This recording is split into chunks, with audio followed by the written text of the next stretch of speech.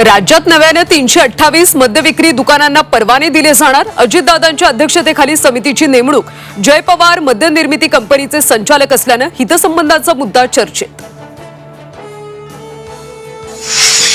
लाडकी बहीण योजनेमुळे विकास निधीला विलंब। कॅबिनेट मंत्री दत्ता भरणेंची इंदापुरातल्या सभेमध्ये कबुली।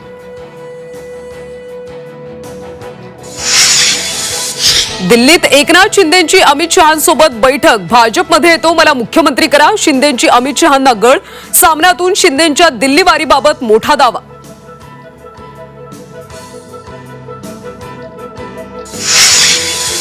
सरकारी वकील उज्ज्वल निकमांना राज्यसभेची खासदारकी। राष्ट्रपती कोट्यातून निकमांना खासदारकी।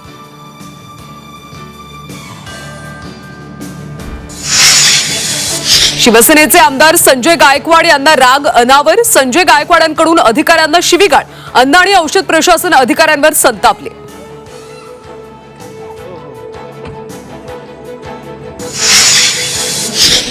तुळजाभवानी मंदिरातल्या दर्शन वेळेत बदल। मध्यरात्री 1 ऐवजी पहाटे 4 ला उघडणार मंदिर। मंदिर प्रशासनाच्या निर्णयामुळे भाविकांची गैरसोय।